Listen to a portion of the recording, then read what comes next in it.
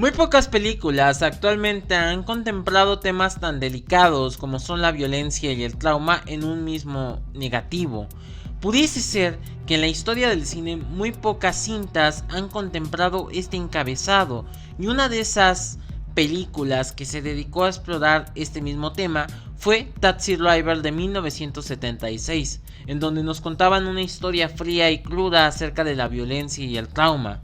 Los años pasaron y esa cinta se convirtió en una de las películas más importantes y que están más presentes en la cultura popular, pero casi tuvieron que suceder 41 años para que volviese a suscitarse una película muy similar a Taxi Driver, y obviamente estamos hablando de You Were Never Really Here, una cinta que nos habla no solamente del trauma como parece indicar, sino también nos hace reflexionar de la naturaleza violenta del ser humano, y por eso el día de hoy nos dedicaremos a hacerle un análisis a la misma película y también una explicación de su final, que puede ser un tanto enigmático y controversial.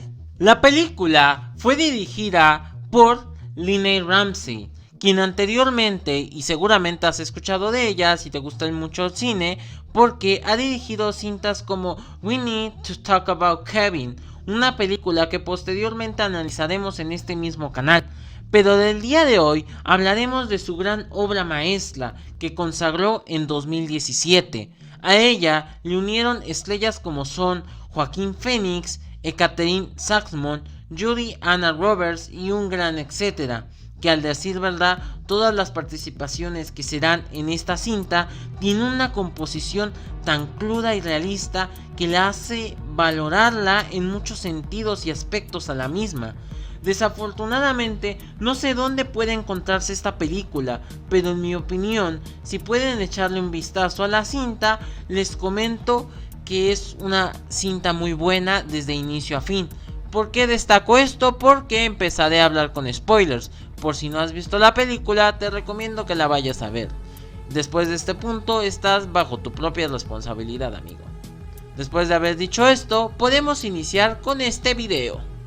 El filme está basado en un libro del mismo nombre del autor americano Jonathan Ames, que en 2013 publicó esta novela, que tenía una fuerte reflexión hacia el trauma fatal que marca a una persona de por vida. Por ende, el escritor tomó ciertos elementos reales, como son los escenarios, los personajes y las situaciones que acompañan a estos a lo largo de la novela. Sin embargo, el mismo autor también quiso explorar el tema de la violencia en la vida cotidiana. Así que 4 años después salió en los cines la adaptación de este libro, que de la misma manera se encaminó a indagar los mismos temas surgidos en la novela. Así que la película perfeccionó de forma eficaz las situaciones surgidas en la crónica contada en las páginas de este libro.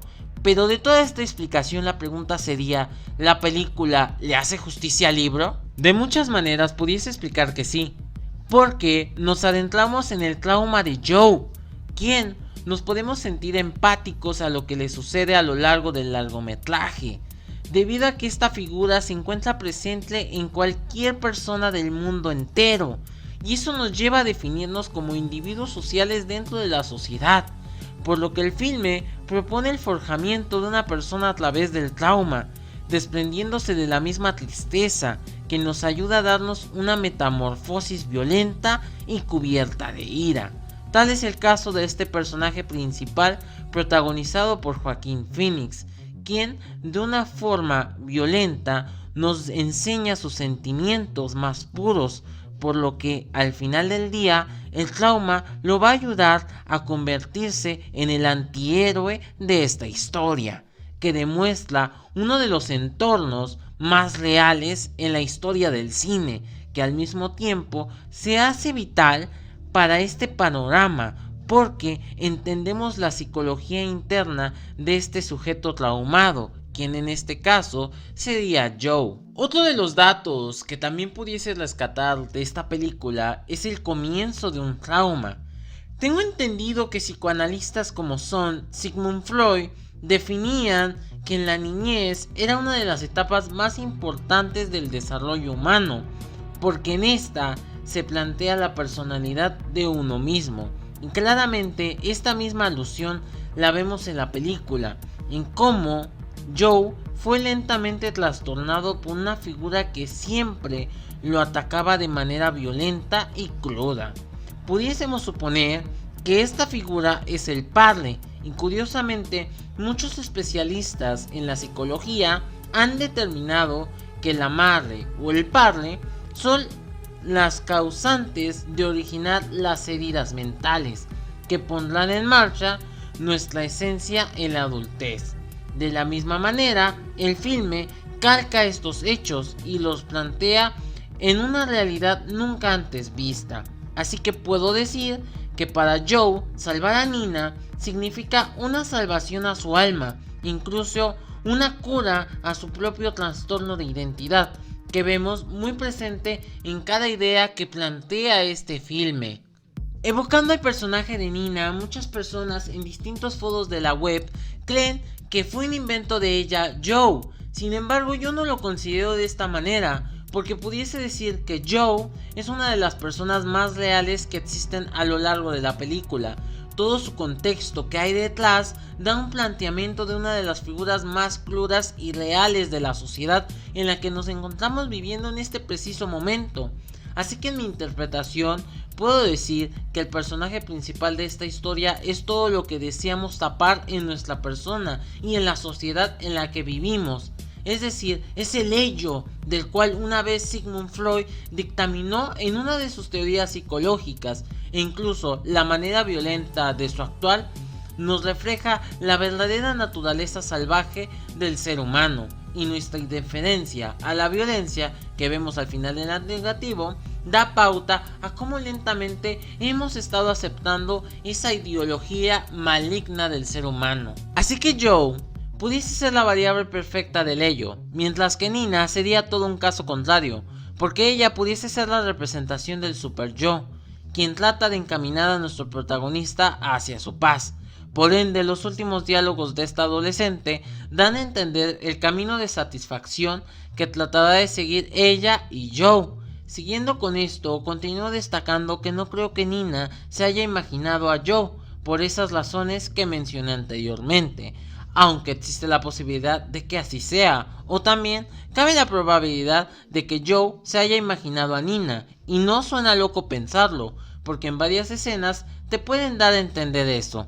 Si nos damos cuenta, Nina aparece en los momentos que el personaje necesita paz, y realmente ese dato es importante, porque con eso pudiésemos entender cómo Joe necesita de ella para salir adelante con su persona, y no suena alocado, por eso lo menciono, decir que ella es un invento de su imaginación. Así que por ese motivo pudiese colocar a Nina como una guía espiritual de Joe, que tiene el objetivo de llenarlo de una estabilidad mental a su persona.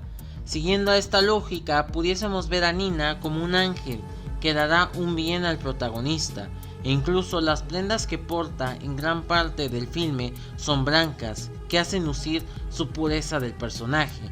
Aquí haré un breve paréntesis. Recuerdo que en Taxi Driver el interés amoroso de Travis Bickle es mostrado de ese mismo tono, pues aquí Nina resalta este tono porque es prueba de su inocencia, tal como el interés amoroso del personaje principal resaltaba en ese mismo filme de Scorsese.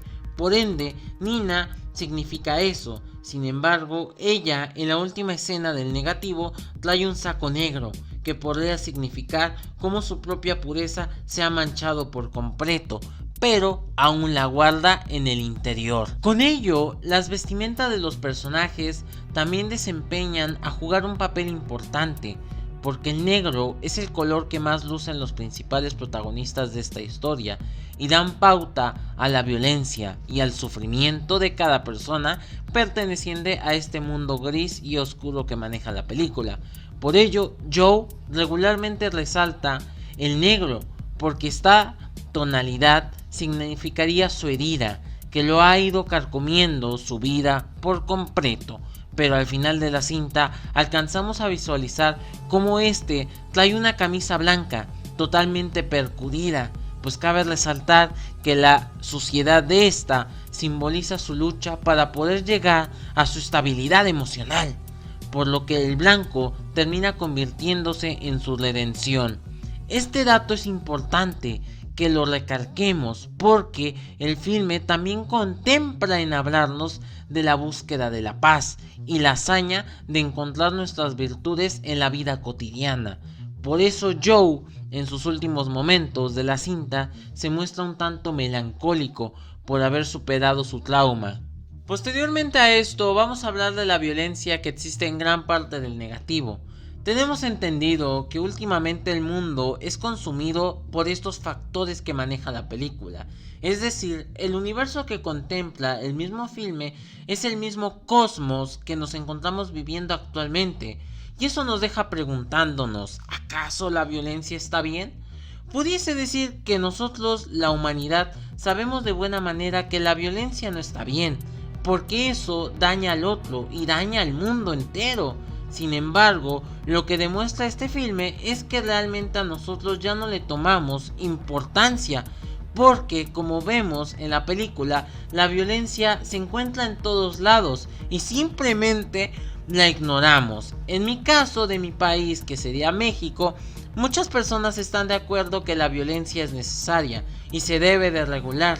Y aquí es lo malo, porque nos damos cuenta que al plasmar este comentario y este pensamiento no queremos erradicar la violencia, sino más bien tenemos deseos de que continúe. Y si no me creen, pregúntenle al expresidente de esta nación, Peña Nieto, que actualmente se encuentra a cargos en la cárcel, ya saben, que dijo en su mandato del año 2012 al año 2018 que la violencia era parte de nuestra cultura general. Un dato muy equivocado. ¿Por qué? Porque está asumiendo que la violencia se encuentra presente en los mexicanos de esta nación. Y aquí es lo interesante de ver.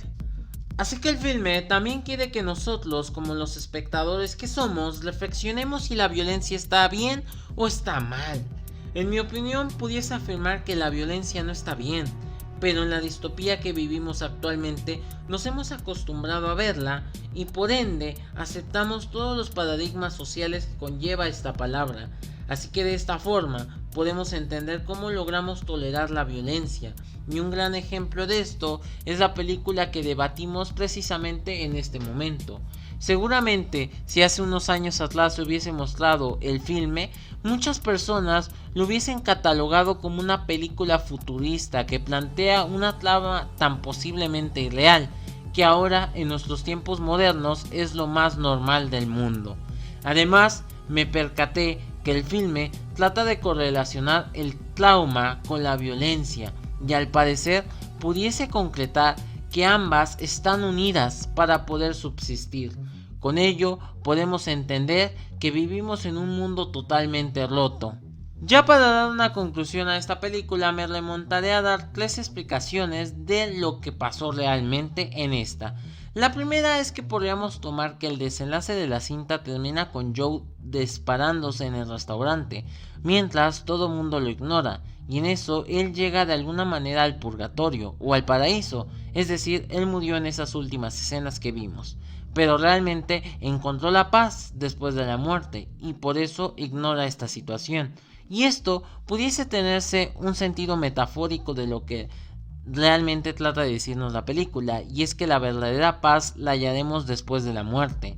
Por eso considero que este final pudiese tener este sentido, y al mismo tiempo el título de la película, En realidad nunca estuviste aquí, puede ser una pauta a la inexistencia para hallar la luz al final del camino. Pudiese dirigirse hacia ese ámbito del filme, porque la redención se encuentra muy presente en la película y además también se encuentra muy presente en la muerte y en la inexistencia. Por eso mismo, Nina le menciona a Joe que es hermoso ese día, haciendo referencia a su paz que ha hallado el personaje al morir. Pudiese ser ese un posible final, pero en lo personal esta teoría no me convence del todo. Como segunda aportación, pudiese decir que en realidad Nina nunca existió, por lo que ella sería vinculada como su amiga imaginaria de Joe, y es algo interesante de ver, porque en la psicología se menciona que la gente que tiene heridas mentales recae a tener personajes imaginarios en su cabeza, por lo que Nina pudiese simbolizar eso. El único defecto que tendría esta teoría es que como Joe busca con desesperación a Nina por toda la ciudad, y a este también lo tratan de cazar. Pues bueno, aquí podría llegar a la conclusión de que Nina está totalmente narcotizada la primera vez que la vemos, y eso significaría que ella murió en esa sobredosis que sufrió.